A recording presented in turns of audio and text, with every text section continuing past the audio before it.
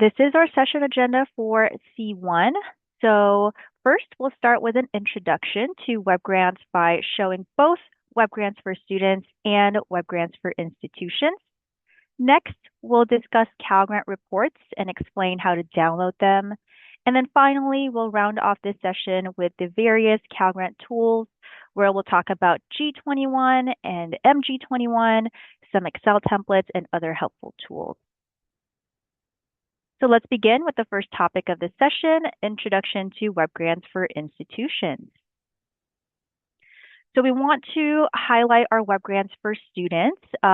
It is a platform that provides access for students to check their award eligibility, make any school changes, update their contact information, and post a leave of absence request. So this is their student portal hub where they can make any changes to their account and check their Cal Grant award if it's still pending. So for first-time registrants, we recommend FAFSA filers to wait at least 8 to 10 days after filing their FAFSA form to create a WebGrants for Students account. Meanwhile, Arcata filers can almost automatically create their WebGrants for Students account. They will be using their CADA username and password to log into their WebGrants for Students at the time of their first application. So here is a screenshot of WebGrants for Students login page. So to create an account, students can click the Create an Account link below the Login button. And then this registration window will pop up. The student should then select a username, which is limited to 8 characters maximum. And then finally, the student should enter their name and date of birth as recorded on their FAFSA or CADA application. This is a really important step as any discrepancies may prevent the student from registering. And then when a student logs into their WebGrants for Students portal, they will see the student landing page. Here, they can check the status of their Cal Grant and any other available programs that they're eligible for, including Middle Class Scholarship and Chafee Grant for Foster Youth. New as of 25-26 academic year, students with a Cal Kids scholarship will also be able to check the status of their account. Please note that CSAC does not administer this scholarship. However, we have partnered with the State Treasurer's Office to provide Cal Kids data in the WebGrants for Students account. So the Cal Kids menu will tell an eligible student whether or not they have claimed their account. So we're really excited about this partnership and this added banner in the student landing page. So if your students have any Cal Kids unclaimed awards, have them check their WebGrants for Students portal and see how they can claim it. And then under the Cal Grant menu, students can also select an open academic year and then view those different statuses. Students can also confirm or they can view their Cal Grant award status, and if they're awarded, they can look at their California aid report as indicated here on the screen. They can confirm their school of attendance and submit a school change as needed. That's especially important for our new students because usually whatever is listed on WebGrants for Students login page is not typically the actual school that they're going to. So make sure that they're checking that whatever is on here is accurate. And then this box will show the student's Cal Grant award for the year. And then finally, the remaining eligibility box will show how many years of Cal Grant the student has left. It also allows the student to place their Cal Grant on a leave of absence if needed. All right, so let's go over getting access to WebGrants. Now this is more pertaining to you all.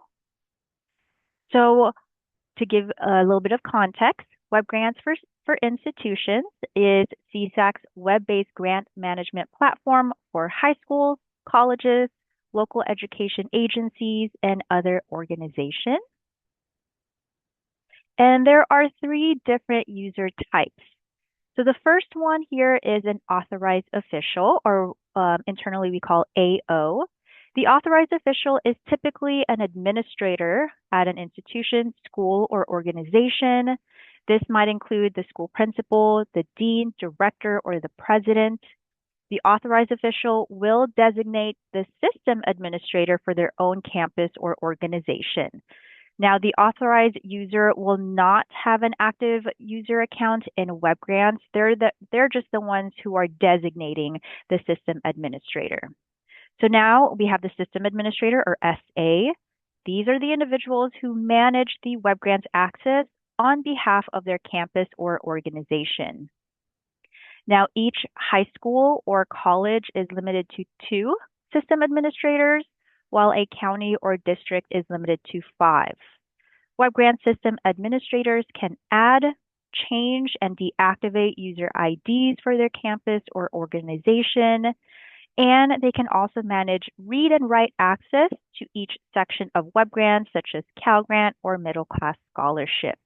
So that's really important that if you need WebGrants access, that you reach out to your system administrator to, one, grant you access and give you either read and or write access to the different programs. And then lastly, we have the user. A user is an individual who is granted access to WebGrants by their system administrator. On the next slide, we will look at the access form requirements for system administrators and users. So let's begin with the system administrator. So system administrators must complete the WebGrants user request system administrator form to become an official system administrator. Their form must be signed by their campus or organization's authorized official. The form must be renewed every 2 years and must also be submitted anytime there's a change to the system administrator's status. So for example, when a system administrator is no longer at a campus or organization, an access request form must be submitted to disable their access. We want to make sure that all of our students' information is protected. And so if we have turnovers happening at our campus or organization, that we are disabling their access. These forms should be submitted to WebGrants access at csac.ca.gov. All of the instructions will be listed on the form. It's currently taking our IT department approximately 5 business days to process WebGrants access request forms and to create WebGrants accounts. So it's really important that you are allowing yourself adequate time to obtain access before any major application deadlines, especially approaching the March 2nd deadline or the September 2nd deadline. You don't want to be backed up just before those deadlines are approaching. And then we have the standard users. So standard users must complete the WebGrants access request user form, and this needs to be retained on site. They don't need to be submitted to CSAC, but they do need to be signed by the system administrator. Both of these forms are on our CSAC website, so if you need them, please check our CSAC website and download them. So I want to give a little bit more context as to what these system administrators can do. So system administrators can create, edit, and disable standard user accounts directly within WebGrants. Once the system admin has logged in, they should click the admin button right here at the top toolbar to view the following options. They've got the Add New User option, which allows administrators to create new standard accounts for financial aid staff and for admissions or residency office staff who handle AB 540 verification. So anybody who needs WebGrants access, they would be clicking Add New User. And then we also have the Edit Existing User option, which allows administrators to grant and edit page access for standard users. Selecting the None button prevents any viewing capability for that particular page. Selecting the Read button allows users to view the page but not make any edits on that. And then finally, the right button allows the user to edit and save on that particular page. For example, if you have a staff person tasked with posting Cal Grant payments, they should have right access for the Cal Grant display roster page. So there's a lot of flexibility on the capabilities of what users can do on WebGrants, depending on whether they can just view it or make any changes to it. And all of that is given by the system administrator. All right, so we have a test your knowledge question. I am going to launch a poll for that. All right, so this question asks, you are a CSAC system administrator for your school.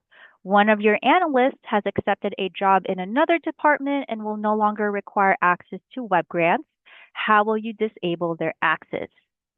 Do you call CSAC student support? Do you update their effective end date in WebGrants? Or do you submit a WebGrants user access form to disable their account?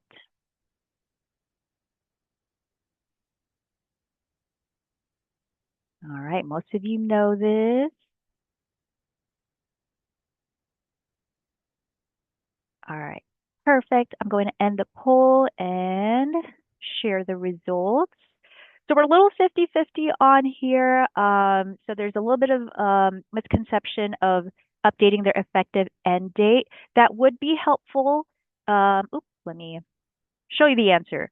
That is really helpful to update on the WebGrants account. That way it automatically disables it. So you would go to the edit existing users page and then enter the date when the user's employment ended or the job duties no longer require access to WebGrants.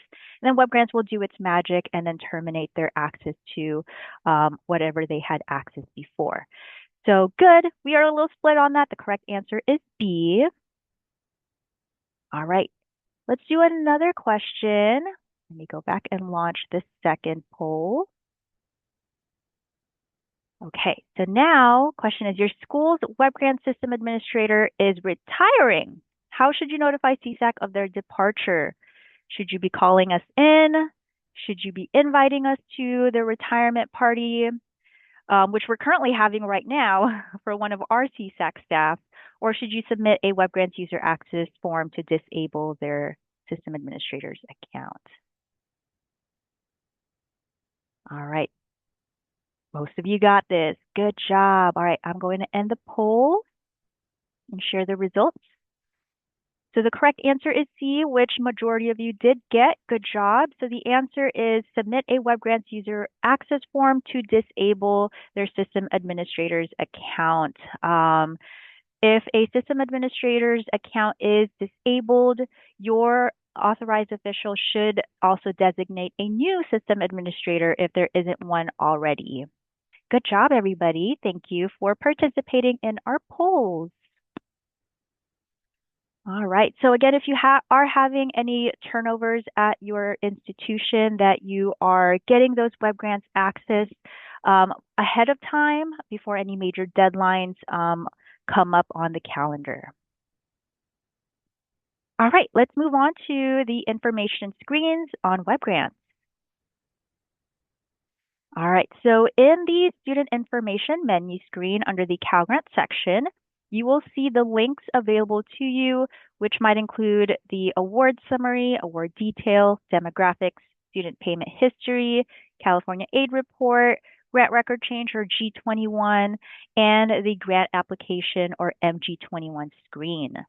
So we're going to first take a look at the award summary screen. So here is a quick snapshot of the award summary screen. So to view the status of a student's Cal Grant award, this is where you're going to go. Here is a close-up of a student's award status for the past 4 academic years. The headers show the academic year, the type of Cal Grant program, the application status, award status date, award amount, cycle ID, school ID, and other reason codes. If you have any questions as to what some of these mean, you can click the blue icon for more information on certain codes and statuses. So for example, here on the screen, when we click the icon next to the school ID, the name of the school will appear. And then the program edit and common edit reasons will also provide a quick definition of their meaning when you click those icons as well. So click those blue buttons if you have any questions on how to read some of this. Next, we have the award detail screen. At the top of the award detail screen, you will see a snapshot of what the student entered on the FAFSA or the California Dream Act application. Scroll down to find the student's Cal Grant Award detail, which is what you're seeing here, where you will see the student has been awarded a Cal Grant B, which they've been auto-accepted to, but they were also qualified for a Cal Grant A award based on the information that the student provided on their financial aid application status or application. To view the student's Cal Grant competitive scoring, you can click Cal A scores or Cal B scores, and then it will show you a breakdown of that. Moving on, we're looking at the student payment history screen. The terms are broken up so you can see the tuition and fees and access payments made by the school. In this example that you're seeing here, the student has received payments at 2 schools during 2 different award years. The student was a second-year sophomore during their initial Cal Grant award year, so they started with a 300% lifetime eligibility. They used 50% in the fall of 2021, 50% in spring 2022, and 37.5% in the fall of 2023. So as we do the math, we realize that the student has 162.5% Cal Grant eligibility left. Sometimes some of your students will have a TANF eligibility saying yes here. TANF stands for Temporary Assistance for Needy Families. All right. So now we're going back to the WebGrants main menu. Now we're looking at the school information menu here. And you will see the links available to you. All of these links are important, and it is really critical that all of the information in these links are kept up to date by the system administrator. So to start, we're going to look at the contact information screen first. So here's that contact information screen. So this provides direct contacts for the financial aid officer, the EFT coordinator, CHAFE coordinator, the California National Guard EAAP coordinator, anybody at your school who is in charge of something. So each section will contain the name, title, address, phone number, and email of the site contact. You are able to see who updated the last contact right above it in the green font. So here, for example, this WebGrants system administrator was updated by a commission staff member on May 13th, 2021. And then here at the end of the row, you will see 3 icons. You've got the edit, delete, and history icons.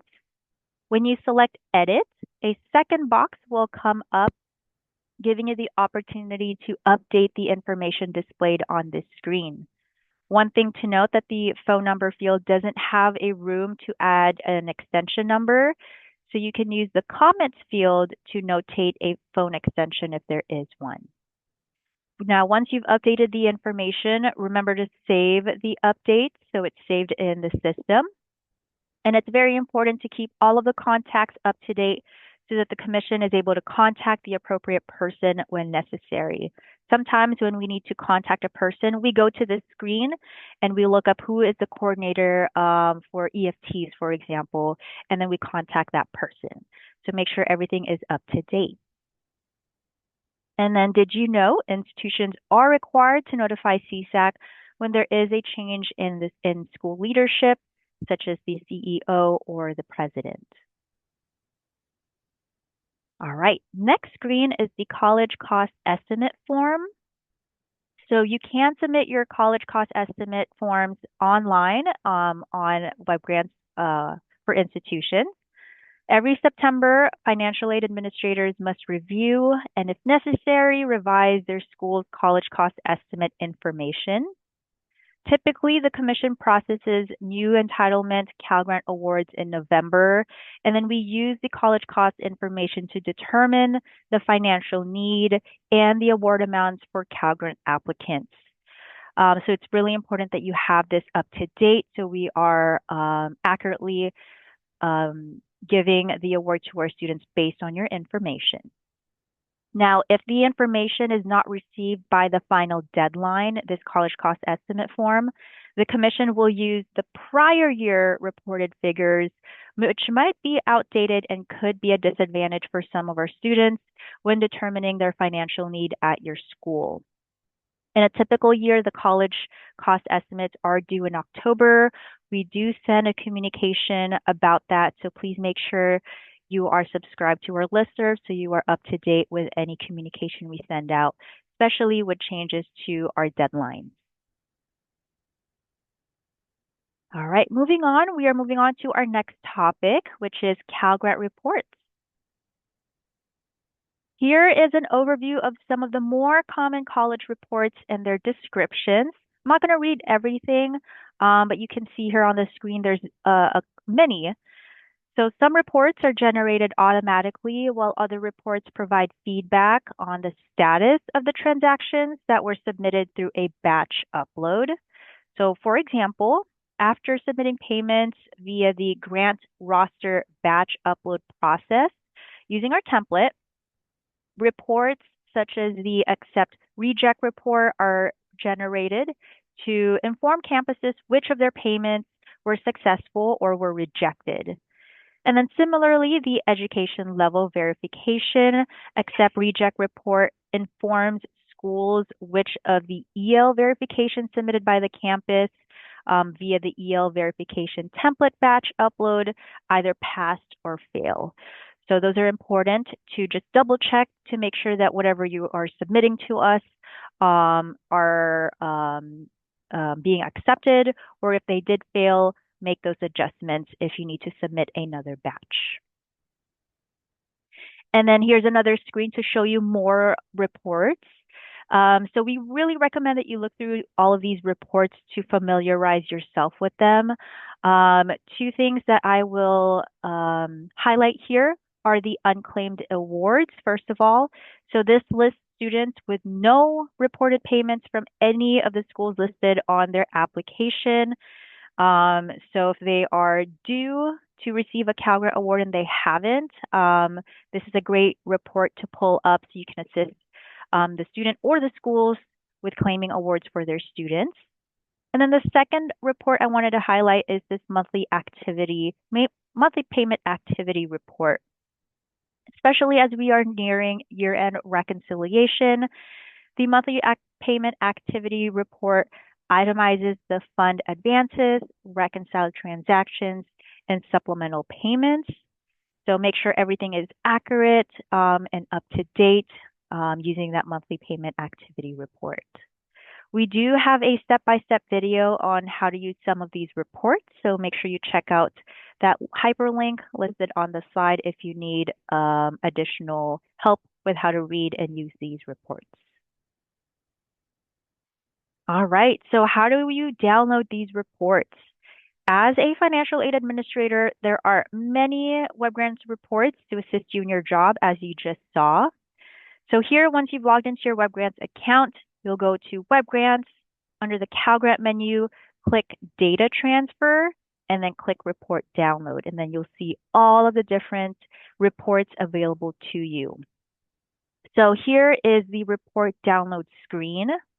You can select the academic year and the report type that you are looking for. Users can also filter by month and media type to customize the search results. And then once you click the blue search button, all of the reports fitting your search criteria will appear. You can also just leave the report as all, and it will populate all of the available reports that are available for you to your school for that academic year. All right, so let's move on with a few AB 540 screens and reports. This is fairly new, actually. So beginning in the 24-25 academic year, The non-resident tuition exempt form or AB 540 affidavit was embedded within the California DREAM Act application.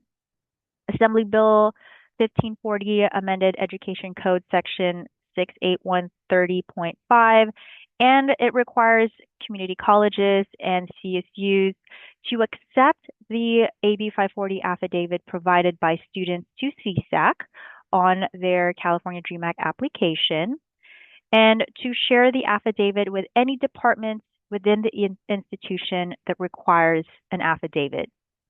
The Education Code requests the same from UCs and independent colleges in California. So because of that, we have the following screens added on the WebGrants portal. We've got the AB 540 affidavit search screen and the AB 540 school report.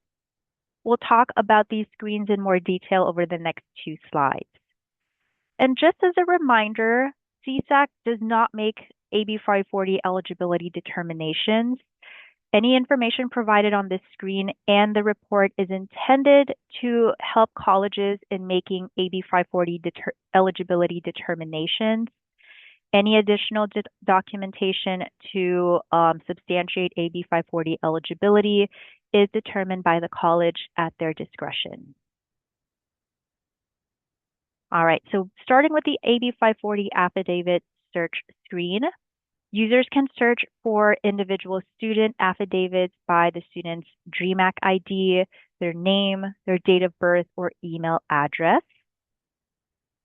And then after searching for your student, you can use these icons to either view or print the AB 540 affidavit. In view mode, you can see the entire AB 540 affidavit, or you can choose to print from there so you can have a hard copy of that. For more information about using this screen, you can see on our CalGrant handbook, pages 20 to 22 for more information. And then we have the AB 540 school report. This is a comprehensive list that includes AB 540 affidavit information for all CADA filers who listed that particular college on their CADA. Each student record, you will see the student entered data from the application, including their answers to affidavit questions and the school that they listed. And then below that student entered data, you will see the student's attendance data from the California Department of Education. A note about this, this report, the AB 540 school report, is intended to assist colleges in making the AB 540 eligibility determinations. Any additional documentation is determined by the college at their discretion. So this is just to help you out if you need more documentation that is up to your school to request. All right, moving on to our third topic, CalGrant tools. So let's start with the CSAC forms for students. Students have a lot of forms that they can fill out to either make changes, submit an appeal, or do anything about their account. So here's a brief overview of the CSAC student forms and their descriptions. Many of these forms can be submitted by the students via their WebGrants for Students portal. However, students can complete the form and email them to student support. But sometimes it might take anywhere between 4 to 7 weeks for a form to get processed once we receive them via mail. So if students have an option to submit a form on their WebGrants for Students portal, they should do that first. And then here's another screen for more of those forms. The G14 Military Dependent Student Eligibility Verification is our newest form that we have added due to AB 88, SB 67, that now allows any military dependents or spouses who were relocated outside of California due to military service to still qualify for California residency and state financial aid. So again, if it's helpful for you to print out these slides and have them handy next to you at your desk, this will be a great resource for you to have. All of our forms are listed on our CSAC website. So I'll check that out. And then we also have a part three. Again, we have many, many forms. So I do recommend that you're saving these three slides for reference later on. You can see what the form is called, what the form does, how to submit it, and if there's any additional documentation that's needed outside of just the form. All right. So now let's talk about the G21 grant record change screen. So any corrections to a student's record may be submitted via the grant record change form G21 or the grant application MG21 screen. If you need to correct a student's award status, please submit a G21 form, which is what you're seeing here. And the areas listed below are what may be changed on the G21. So any changes to the unmet need, request to add the student with dependent award amount, program change requests, dependency status changes, non-California resident withdrawal requests, school changes for students who are disqualified due to unmet need at the wrong campus, or other miscellaneous requests. Use this G21 screen for all of these types of changes. An important did you know, though, to distinguish between G21 and MG21 is that G21, this screen, are manually processed by CSAC staff. So processing times can vary, and you can call our school support for the most recent time frames if you've recently made a change and it's taken a few weeks for those changes to reflect. So now the inverse of that is the MG21 screen.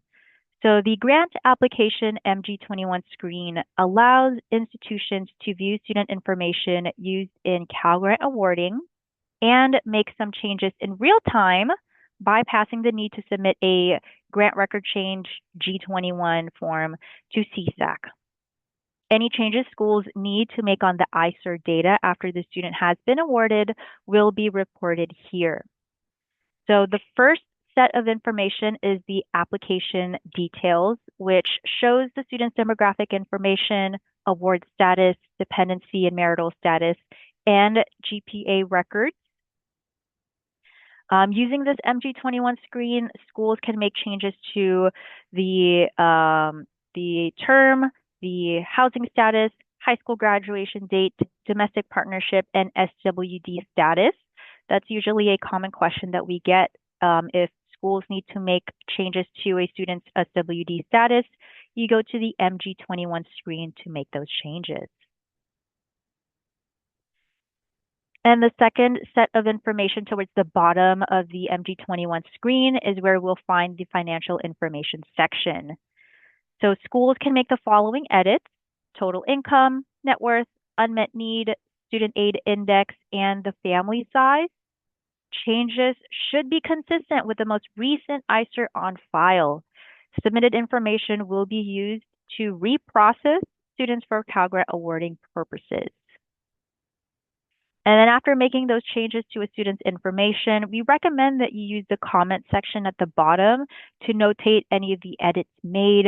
In case anything was made in error, we can refer back to what was the original information that was overridden with new information. All right, so we've got the G21 and the MG21 screen. So this screen that you're seeing here are meant to show you what each of them are not for.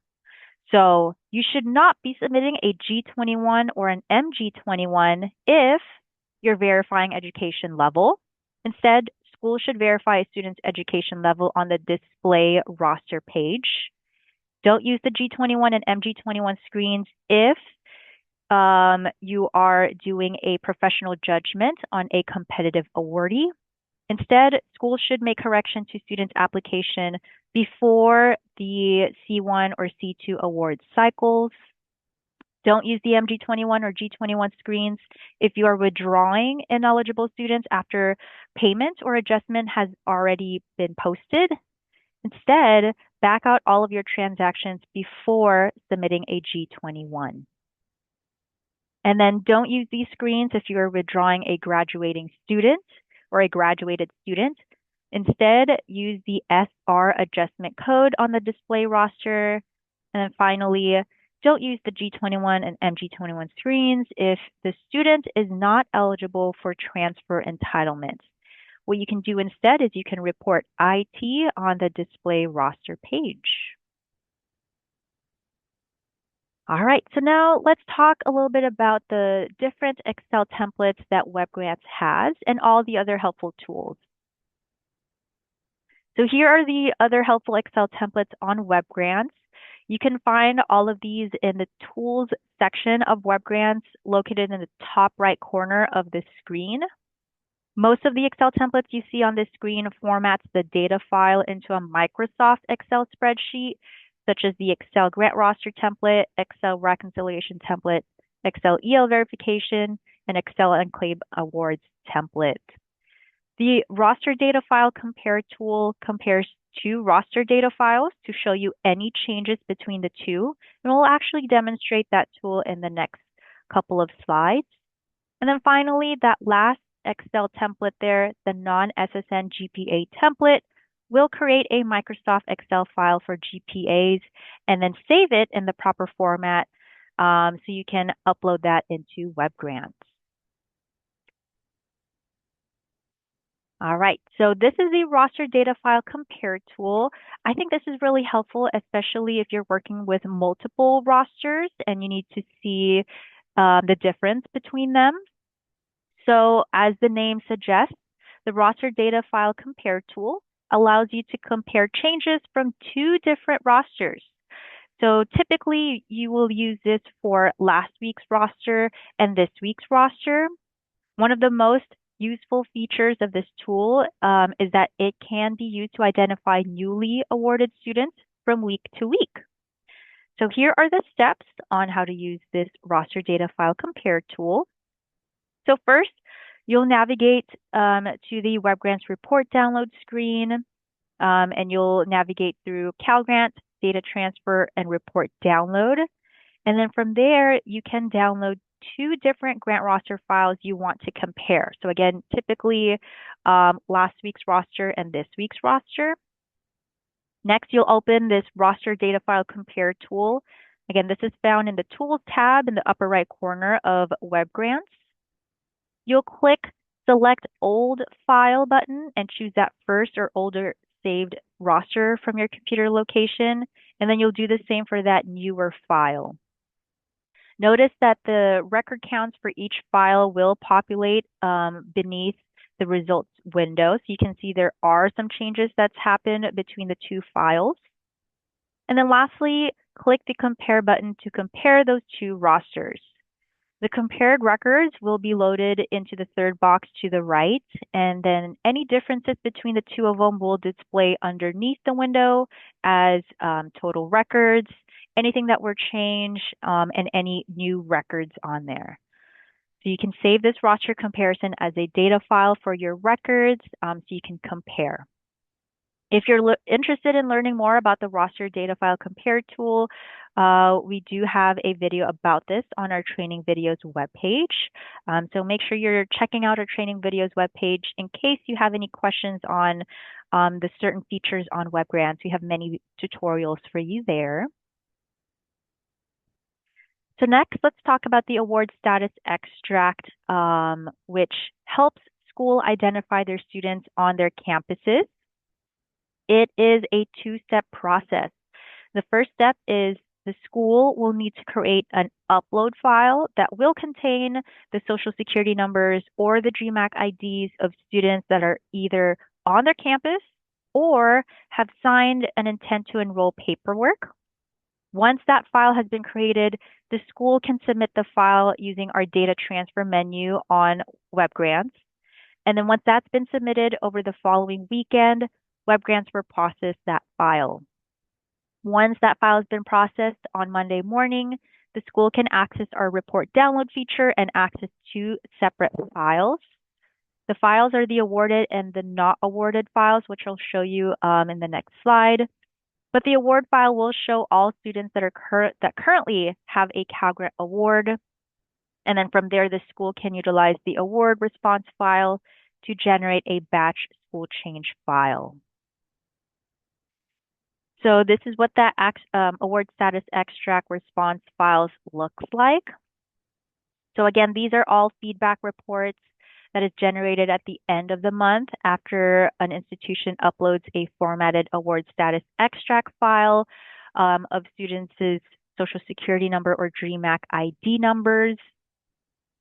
So I don't think they're color coded for you, but here you can clearly see the awarded report and the non-awarded report, and it will show you why they were not awarded on that report. So I believe we also have a tutorial on the award status extract report, so make sure you check our website. All right, we're approaching the end of our session here with me a little bit more. So next we have customize your roster. You have the capabilities of customizing your roster depending on who you're looking for, what your job is, and what you need to do. So the customize your roster allows users to filter the results and view specific award statuses to help you with award and packaging, and some helpful criteria that could help you navigate through that is filtering for EL verification, E2 or E3 verification, unpaid competitive awards, identifying SWD statuses, or identifying foster youth. You can do way more on the customize your roster screen. So play around with that, and this should help you do your job a little bit easier since you're not loading all of your students all at once. We do have a step-by-step video on how to customize your roster, so that link is available on that screen for you. All right, so that is the last of my slides. So I just want to check any questions that we might have. Good. I see that many of you are asking your questions in the Q&A box. Continue to ask your questions on there, even through our break if you want. And speaking of break, we are now approaching our 8-minute break.